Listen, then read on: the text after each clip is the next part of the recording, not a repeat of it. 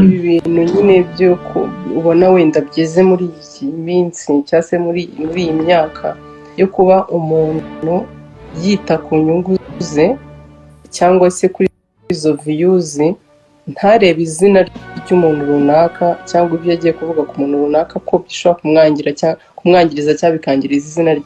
Aba nshaka kuzajya kurega bihorere. Umuntu arabyuka agafungura channel, voilà, muri make ntago azi ngo azashyiraho iki cyangwa se iki. Uyu muntu basi yabanje gutekereza kabiri ibintu agiye kuvuga. Slim Jesus. Ukurikije industry ya mbere y'imyaka wenda 5 kuko wari uyirimo, I think so,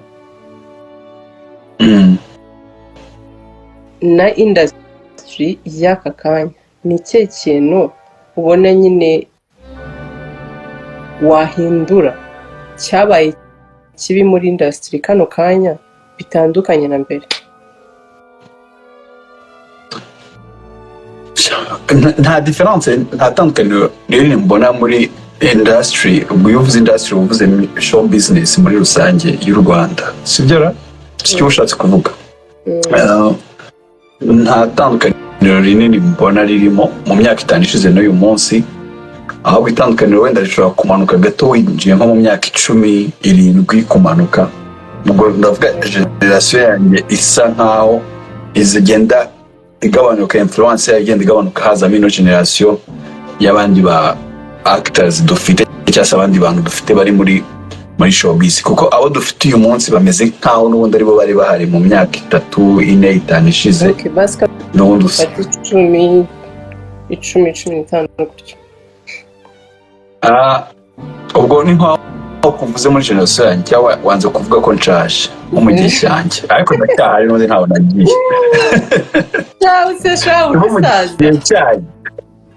ndahari aho nteganya kujya, ahubwo returu yanjye niyo mbi. Muzanyitega umunsi mwabona ngarutse i Kigali, muzamanike ibyapa ngo showbiz is back. Biragarutse.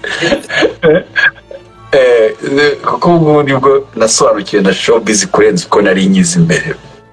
Ukikora kugira utu n'ubumenyi bwinshi. So itandukaniro ahantu riri n'ahantu habiri, ni ibintu byoroshye bya showbiz like muri iyo myaka 10-15 nuko twebwe mu gihe cyacu harimo passion kurenza izindi nyungu umuntu yarakurikiye. So abantu benshi babikoraga kuko babikunze, sometimes abandi bakabikora kuko hari icyo bashaka guhindura. Giti cyanjye nabikoze kuko nari bikunze, hari n'ibindi nabonaga nabikora neza kurenza uko nabonaga bikorwa.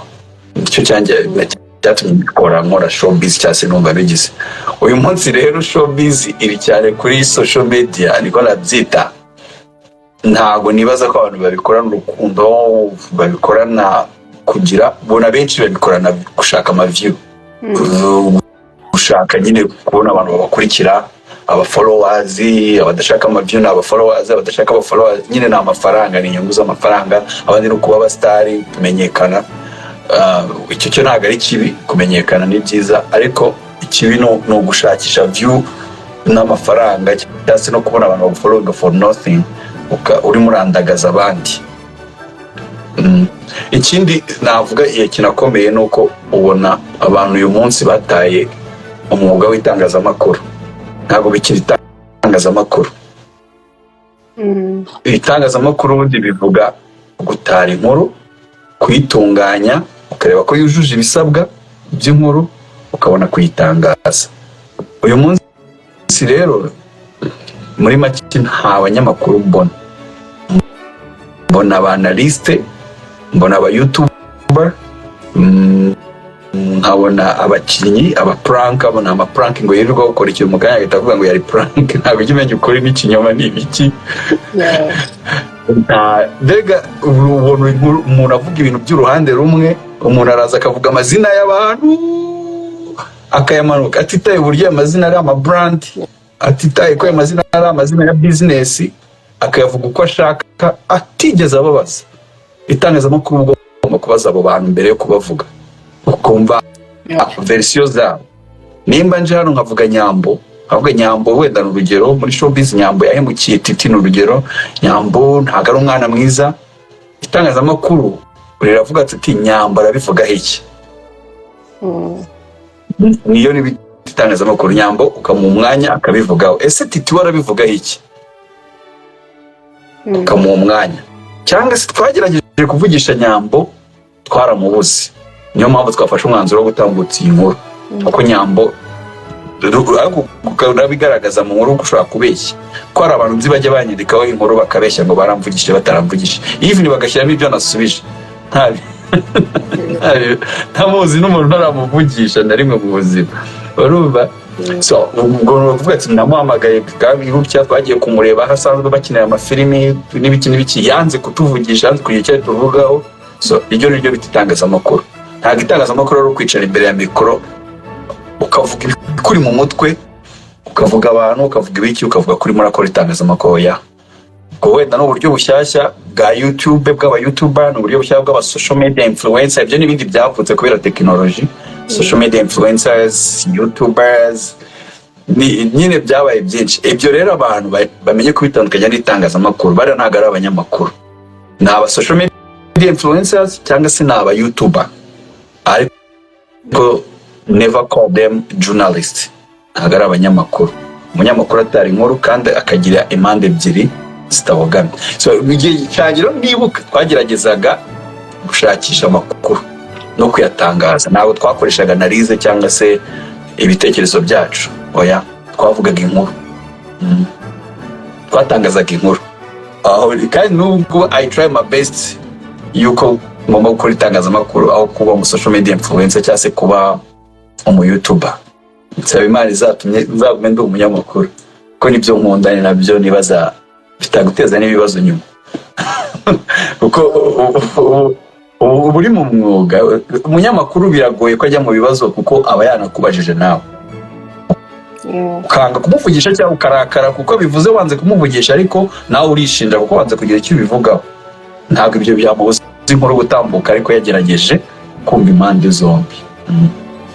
None se ibi bintu nyine byo ubona wenda byeze muri iyi minsi cyangwa se muri iyi myaka yo kuba umuntu yita ku nyungu ze cyangwa se kuri izo views, ntarebe izina ry'umuntu runaka cyangwa ibyo yagiye kuvuga ku muntu runaka ko bishobora kumwangiriza cyangwa bikangiriza izina rye.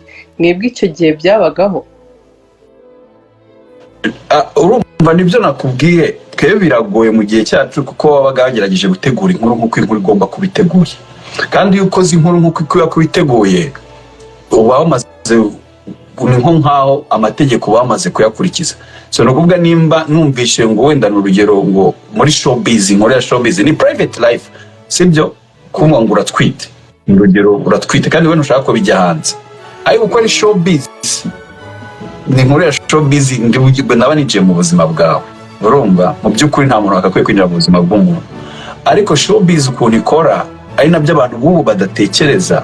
Ikintu cya mbere buriya showbiz bishingiye kuri relationship iri hagati y'abayikora n'amabrand atandukanye, uko tubanye, uko ibinyamakuru. Niyo mpamvu uzashaka inkuru nyinshi zo muri showbiz yaza TMZ zaba zahe, usanga bavuga nyine bafite nyamara ati Rihanna niwe washatse ko bisohoka n'ibiki, kuko ni ibintu biba bishingiye akenshi kuri private life y'abantu, uba ugomba kubyitondera kandi badashaka wenda ko binasohoka.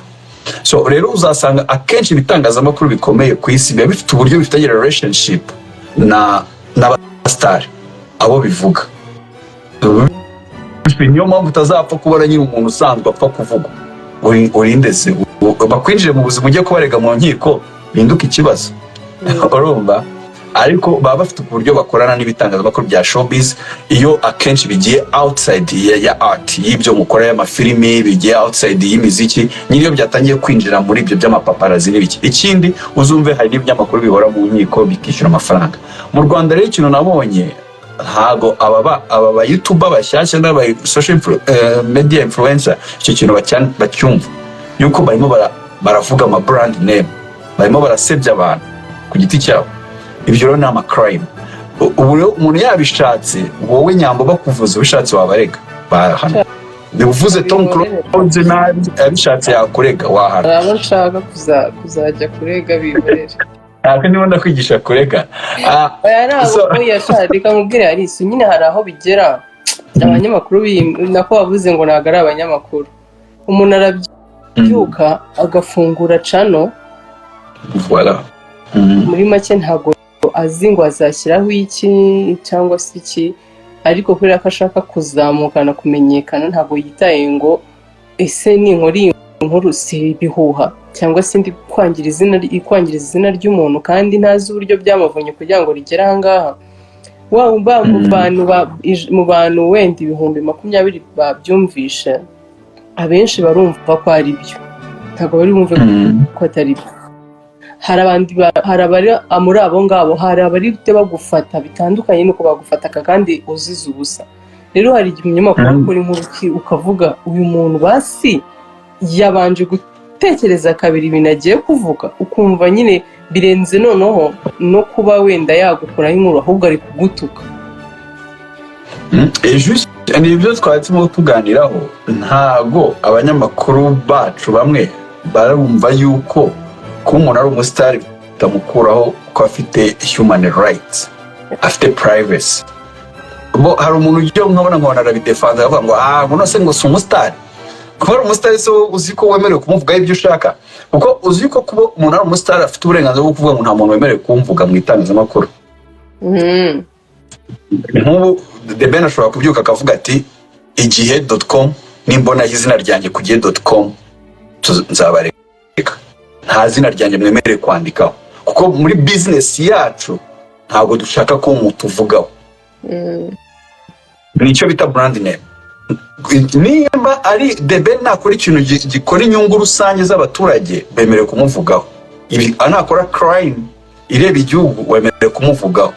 Ariko nakora ikintu kijyanye na The Ben musical, kijyanye na The Ben family, private life, yavuze ko nta muntu ashaka kumuvugaho, ntabwo bawemereye kumuvugaho. Urumva? Cyangwa The Ben ashobora kuvuga ati exclusivity y'ibintu byanjye byose bizajya bica mu Nyarwanda.com cyangwa muri Alice Dione. Nta kindi kinyamakuru kibyemerewe. Ubwo nyine nta kindi kiba kibyemerewe. Kibeshye kikabikora kitabifitiye uburenganzira, kirabihanirwa. Kuko nibyo bita copyright cyangwa se gutanga right kubi. Niyo mpamvu uzarebe nimba buryo na witegereza uzarebe Bruce Melody ntago akunda gutanga ama interview ahantu henshi, uzarebe akunda gukorana na Irene. So biriya narabyanarinze nsanga ko bashobora kuba bafite imikoranire yabo, ahubwo ntabwo byambabaza ngiye ntamubonye hano muri Alice Dione, kuko ashobora kuba yarisemo imikoranire n'umunyamakuru umwe gutya kubera inyungu zabo za business. So umuntu rero umubahira business ntabwo bituma ngiye ntamutumira, n'urugero ndamutumira, ariko iyo ambwiye ngo ntabwo ari buboneke nkamubona ciye mu kindi kiganiro ntabwo bimbabaza, ko I understand the business and how it works. Ahubwo ngiye kugerageza kuzagiza igihe nzabonera amahirwe nanjye ko namwakira mu kiganiro cyanjye, ariko ntabwo ndi buzano musebye ngo kuko wenda yavuze ngo no cyangwa yavuze ngo tuzareba mu minsi iri imbere. Oya, ngo cyangwa ngo ko nakuje Nyambo ko nakubonye muri Sinino aniya kandi waranze kuza ku gihe, ubwo nyine kugiye bahita batagira bakwatake. Oya, ayo ni amakosa kandi nibyo bintu mbona muri showbiz uyu munsi.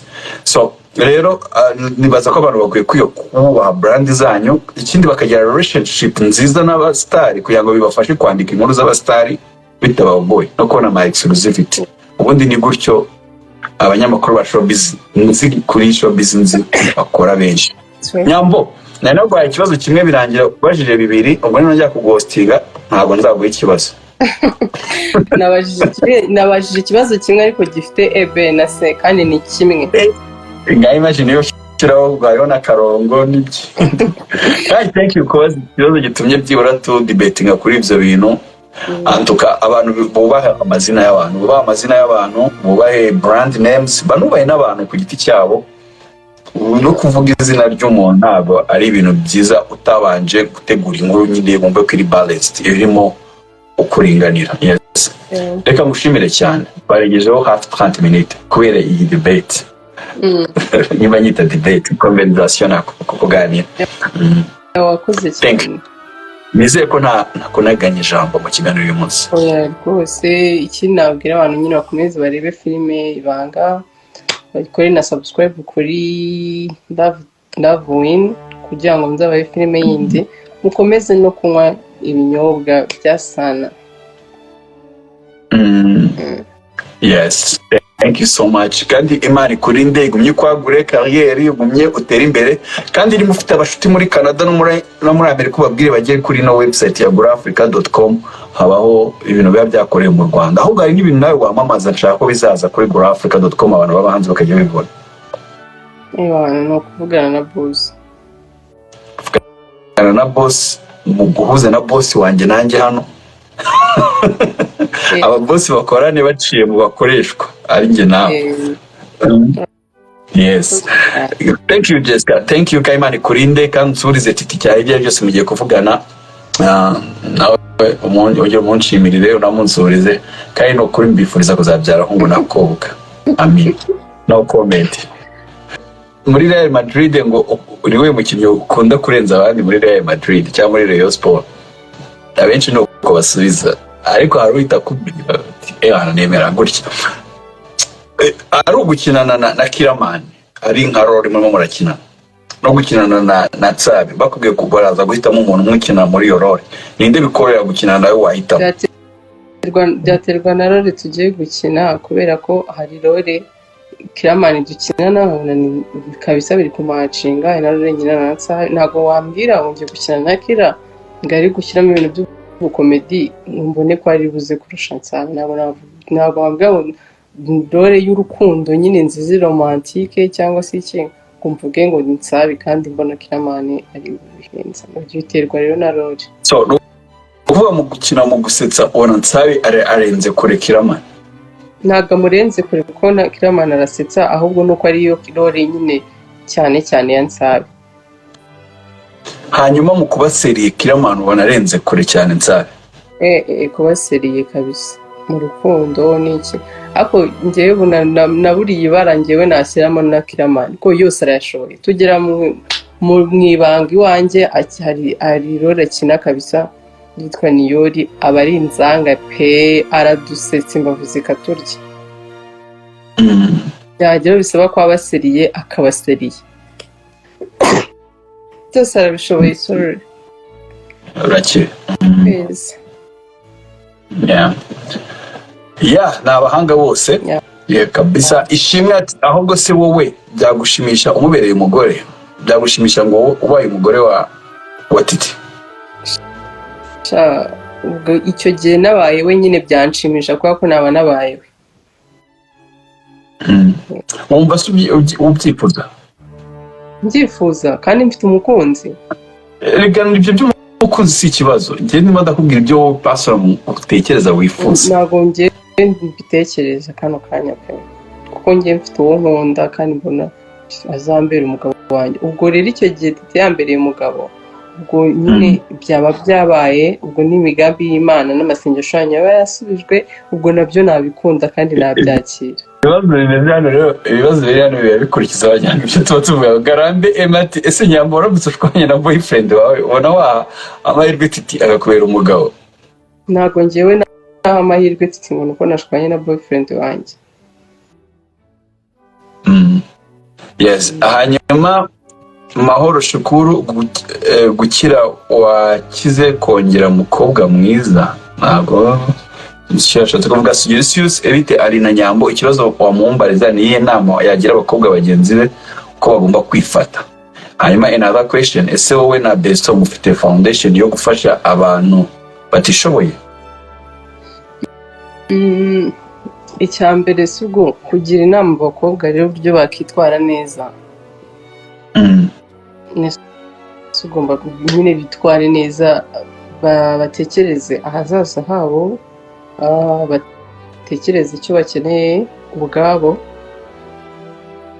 kandi nyine gutekereza ibintu by'ako kanya ngo uvuge wenda n'urugero muye na runaka twishimishije, ntutekereze se ko muye na runaka akaba ashaka bigenda gutya, nta ngaruka bishobora kunteza, nta mbwa yiruka nshobora gukuramo.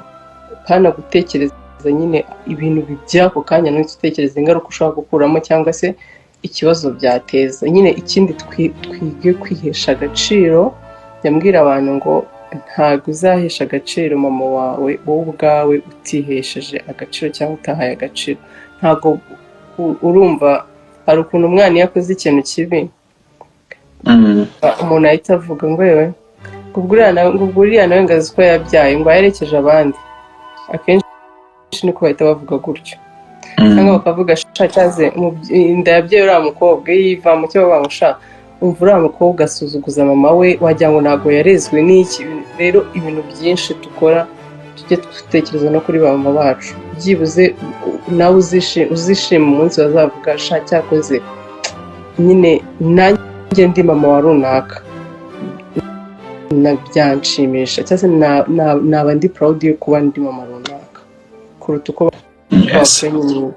Cyane nawe ubwawe witekerezeho, tutekereze njyewe nkeneye iki, nkeneye kugira hehe future yanjye, nshaka ko imera gute. So niba nshaka ko izaba ari nziza ngomba gukora iki kano kanya. Ko jya ngo umwana akamwiterura, niwangiriza aho uri kano kanya ntuzitekereze ko ahazaza hazaba heza.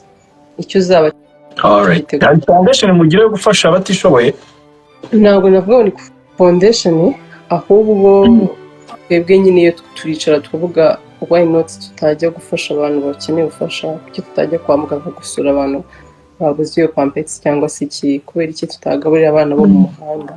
So twebwe nyine njyewe na best wanjye turabitekereza. None nakubwiye ngo nyine afite ibintu byinshi nasanze duhuriyeho bituma nyine mbona ko ari unique, akwiriye kuba best wanjye. ayo magambo yabwira umuntu mukunda, mfite ibyo yabwira best n'ibya best ese ibyo byaba ari ibi birahari birenze mvanya ko best yabimaze. Waba uteye waba waravuye kuri Venus, afite ibiki, waba waravuye kuri Venus. Niba ufite andi magambo ubwira umukunzi, ni umuntu ukunda rega n'urukundo umukunda ubwarwo rukurira amagambo, umubwirisha ibikorwa ati tukamubwirisha amagambo, umukunzi ukamubwirisha ibikorwa. Bose mbabwira amagambo, bose babwira amagambo meza kandi atandukanye kuko bafite ndabyemeye nyambo. Nawe niba ndabura ndabwira ati nguzambera papa w'abana, nyine nzishimira kumbera papa w'abana kandi tudakundana.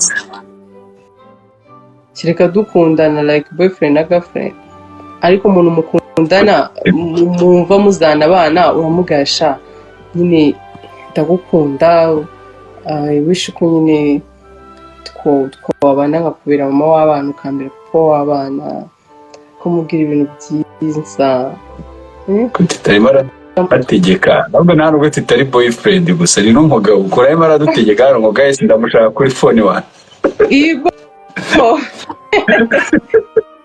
ashaka turasoza ikiganiro ngo aragukumbuye ngo aragushaka. Nikaze ko nari kubona comment oya ntabwo nshaka kuzibona rwose.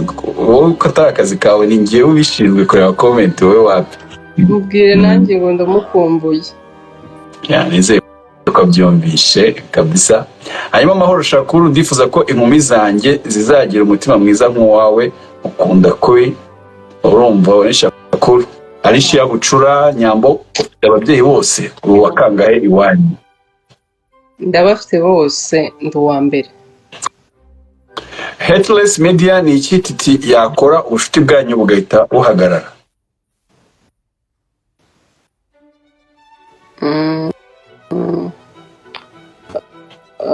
Sibwo ni kimwe, sibwo aramutse agize ikintu njyewe nashobora kwihanganira na muganga kireke ingeso runaka wenda nyine kuyireka bikanga, nyine yindi ntakiyanganira kabisa. Okay. Hanyuma Murerwa Aline, none si Nyambo ya live yo kuri TikTok mwari guferana wemo kubabeshya. Nanjye ndumuye diaspora mumbarize kuko ashaka kuzahura nawe, natashye bizakunda yababwiye no kumwandikira. Hanyuma Nyambo titi yaramutse abaye seria akeneye gukundana just nabyo bagiye bigarukaho. Akora Sudi in Finland wanyankoriye nkagira icyo mbaza Nyambo. Elvine ndimo ndabafata bikanga, ntago ikibazo ari ngiye mwese nagiye ngerageza kubafata bikanga kabisa, kuko nagiye mbabwira mu bisabe ndabafitana abantu benshi cyane pe, ariko ndakanda kugira ngo bamwe bakambwira ngo byanze abandi ngo byakunze reka nongere ngerageze.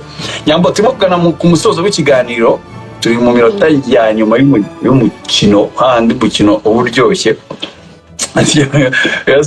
Ibibazo byinshi nagiye mbona birasa, byinshi ni byinshi ariko biragenda bisa. Hari ikintu kigeze kiba mu buzima bwawe bya bibazo usubiza wihuta kabisa, nta bintu byinshi cyane. Hari ikintu kigeze kiba mu buzima bwawe ukavuga ati iki kintu kingiza umuntu udasanzwe cyangwa umuntu ukomeye mu buzima, ufite umutima ukomeye?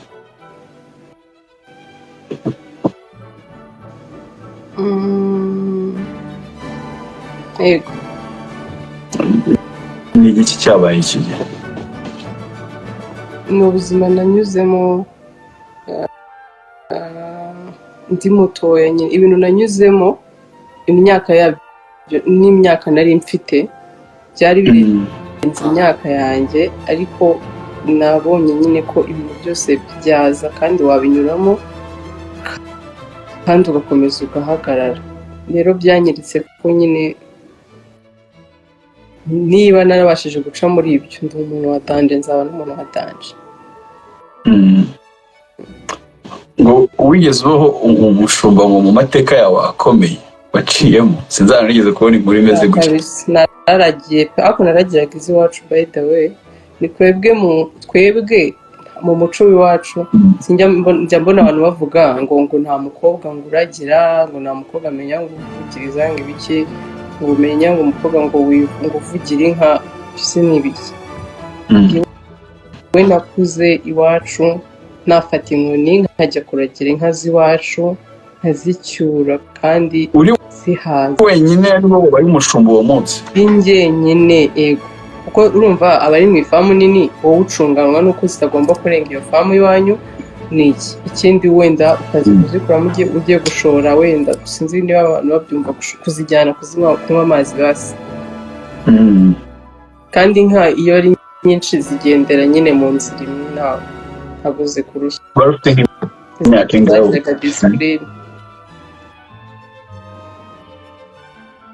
Wari ufite nk'imyaka ingahe gukora ibyo ngibyo? Njye natangiye kuragira kera kabisa, nubwo niyiza ahubwo nari mu nka pe. Aho namenye ubwenge nakuze mbona nyine ndi umwana mutoya, njyana na pamudogo mu nka, njyana n'umushumba w'inka zo mu rugo, ndwanira ibishishwa, bamara guhata ibitoki nkarwanira ibishishwa ngo nshaka kubiha inka nyine yo mu rugo. Ariko ngo wigeze no kugira igihe wamaze udashobora kuvuga, ijwi ryaragiye? Nindi mana yanjye, njye ibintu nahuye nabyo ntabwo nanjye mbibara, nabara n'imyaka yanjye nkumva biruta imyaka yanjye, ari isi n'ukuri kw'Imana. Ukaba ufite imyaka irenze iyo ufite? Mfite imyaka irenze ibintu nanyuzemo, ni ukuri kw'Imana pe. Byari byagenze bitaho wabaye? Nigeze kumara igihe nyine ntavuga, byaranze hafi ukwezi kose, ariko narenga. Byatewe n'iki? Byatewe n'iki se? No kundoga, no se nuko byaterwa n'iki? Bari barakuroze? Hari abantu reka batishimiye ko uriho. Barakuroze uburozi gutya barabuguha cyangwa bagutereje ibi? Umva ye, usibona ubu ngubu umuntu uri mu Rwanda yabikoherereza bikagusanga iyo uri. Ntabwo byakunda, ntazagire utumwanya. Ni ukuri w'uburi. Actually, my experience, kuko ibintu nk'ibyo ndi umwe mu bantu batajya bapfa kubyemera. Nanjye nuko nari imeze ariso, nuko nari imeze, ariko banyeretse ko bibaho. Wari ufite imyaka ingahe icyo gihe? Wari ufite imyaka ingahe?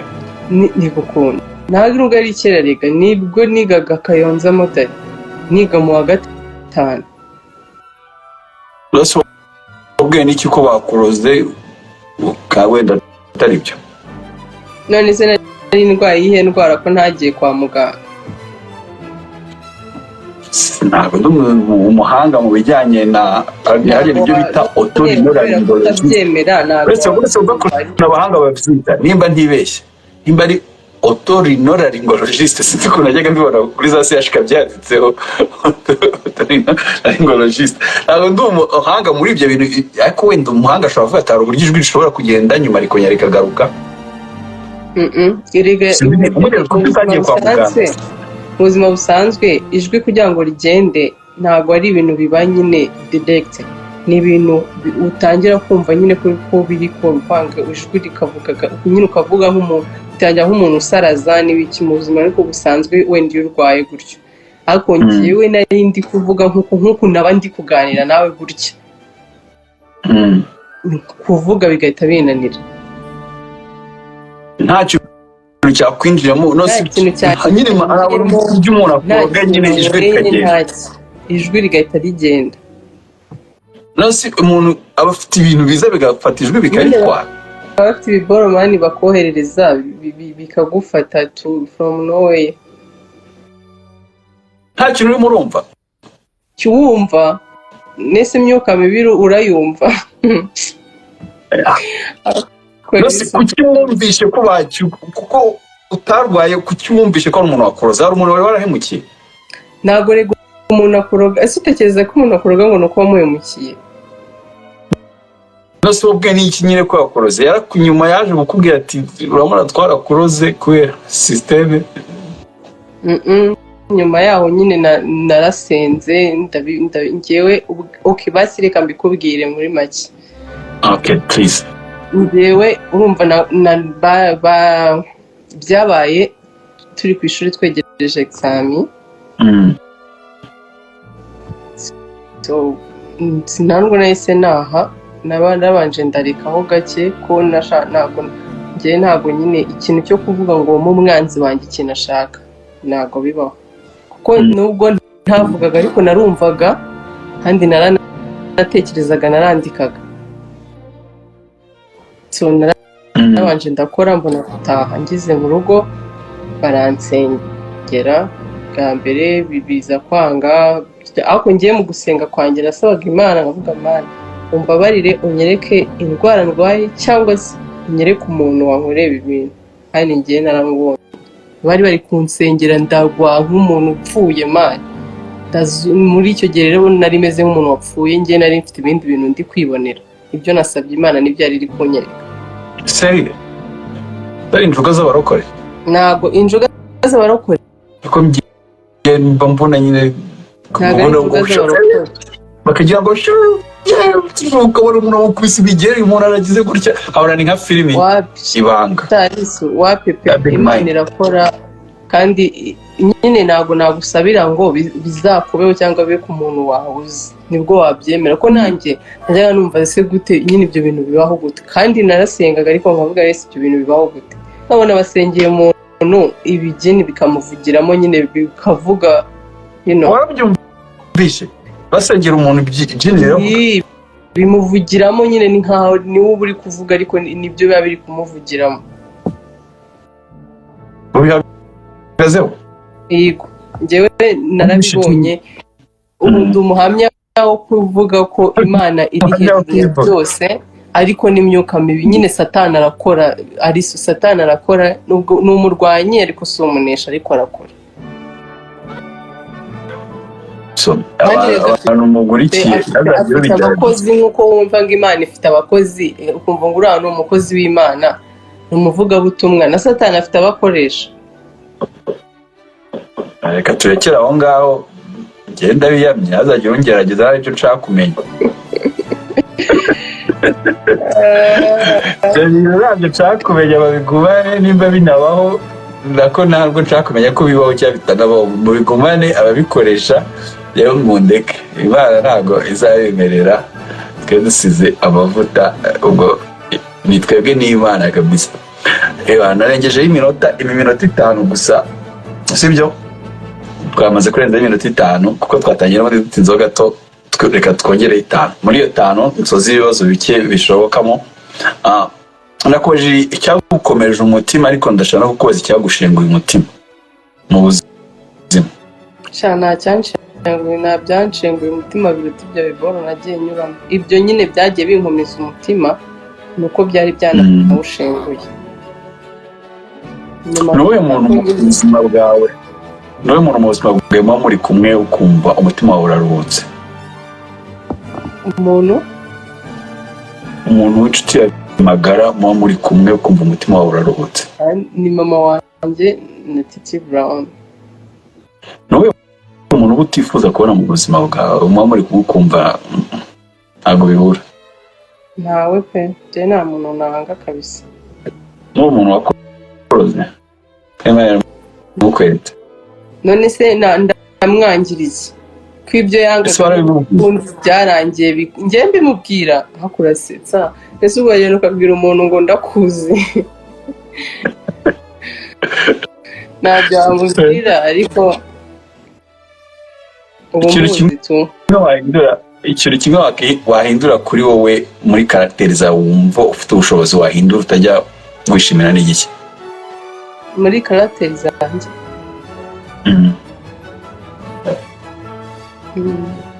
Nahindura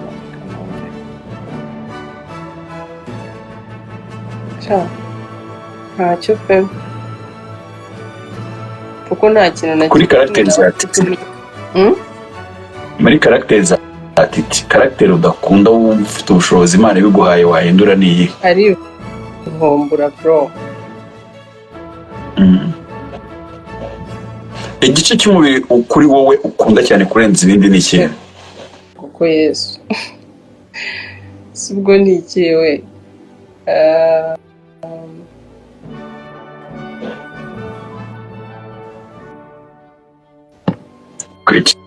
Kiriho ibice byinshi by'umubiri. Intoki. Igice cy'umubiri ukunda kuri Titi kurenza ibindi ni ikihe? Byose. Byose. Igice wanga rero Imana iguhaye ubushobozi, apana bino byo kujya kwibagisha muri Nigeria cyangwa kujya kwityaza. Imana iguhaye ubushobozi ngo igice cyawe udakunda wumva wahindura ku mubiri wawe ni iki? Cyana na kimwe. Nta kintu ubona ku mubiri wawe? Nanga ku buryo ngewe ngo numva nahindura, nakibagisha shawapi. Igice ku mubiri wa Titi udakunda ni iki wumva wahindura? Na kimwe pe. Ugira tatu ku mubiri wawe? Wapi? Kubera iki?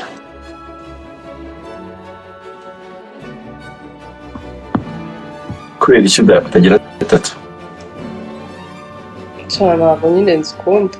Nyine ikintu mba numva nyine ikintu nashyira ku mubiri wanjye anytime nshaka nyine ntasubize nyine kitavaho. Ikintu nashyira ku mubiri wanjye anytime nshaka kitavaho nyine mba numva wapi. Kandi tatu kuyishyiraho, tuvuge niba mfite tatu hano ku kaboko cyangwa se aha, niba uyu munsi nashaka igaragara ngiye ahantu bisaba ko nyine ntashaka igaragara, ntabwo nayikuraho. Birasaba ko nambara ikintu kirenga hano, kandi wenda nshaka kwiyambarira akantu kagera hano. Niba uyu munsi wenda ntashaka kwambara amaherena nanashaka ko bamenya nyine ko ahantu ngiye nyine bitari ngombwa ko mba nanatoboye, ntabwo biri bunkundire kuko nyine naba narayatoboye. Titi aracyafite tatu yo mu mugongo? Titi nta tatuwaje nzi yo mu mugongo. Hari indi yari afite yajyaga avuga afite ku kibero, aracyafite? Ntaho ndabona, ubwo niba yihafite ubwo arayihafite, ubwo ntaho ndabona.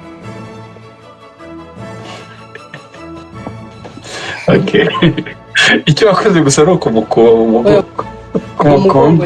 Rega dushobora kujya koga kuri pisine, kandi ntabwo yakoga muri pisine yambaye imyenda.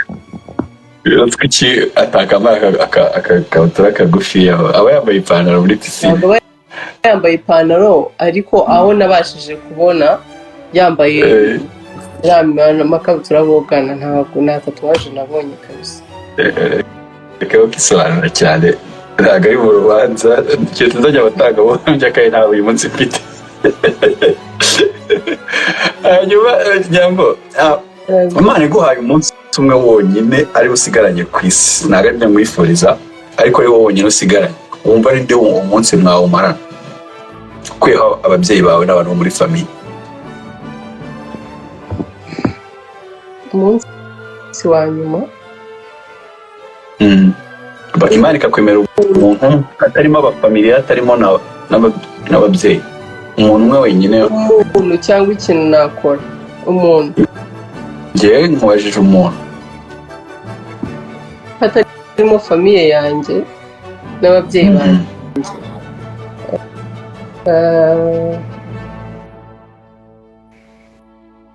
nawamarana nandi suko nashasi ubwo ko bari bo benshi.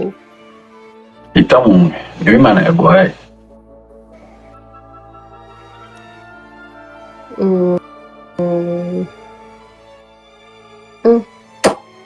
ko bigoranye.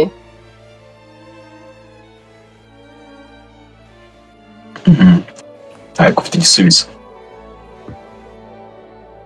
sha rero hari umumami nyine mwita mami, igihe tuba turi kumwe njye nawe icyo nzi tuba turi gusenga, tuba twumva ijambo ry'Imana, kandi naba nyine kujya mu ijuru nameze neza kabisa, niyejeje ndi mu mwuka kabisa ku buryo ndi burijyemo ndi kurihumurirwa. ubwo nawumarana nawe kuko besto we ubwo ubanza twaba turi kumwe, ubanziriza uwo nguwo uko biri kose twaba turi kumwe. Imana yaguhaye, okay, Imana ishyizeho discount kongeje undi umwe. ubwo ni besto, ubwo nawe ndi kumwe n'uwo mami na besto. Besto ubwo ni ukuvuga niti kuko wambwiye ngo havuyemo famiye yanjye. yavuyemo famiye, ubwo ni mami na Titi Brown, nabo babiri gusa. ubwo ku bibazo byinshi ntangiye kuri icyo mubaza n'icyo ndeka. icyo wakora noneho? icyo nakora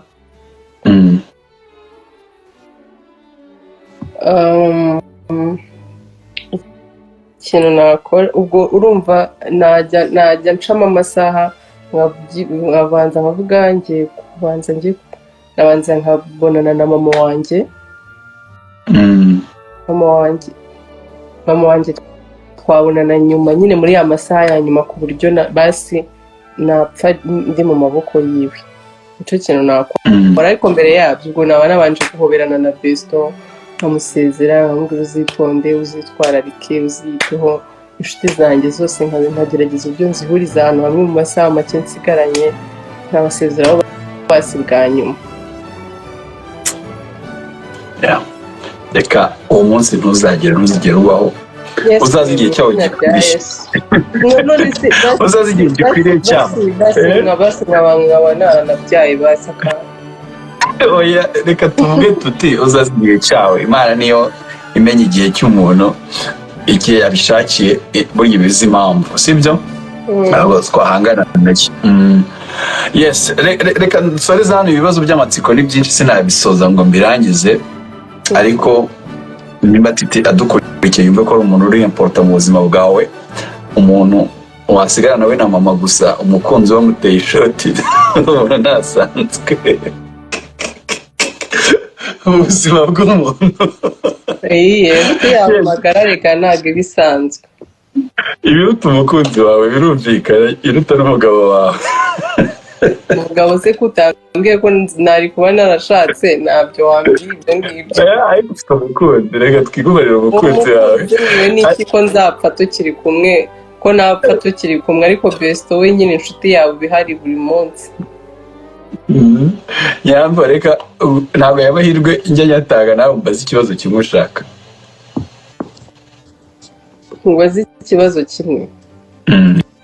ujye ungeraho, ujye umubona ukavuga atari ko uyu mugabo najya mpaye amahirwe namubaza iki kintu. Nyambo Jessica Oneya.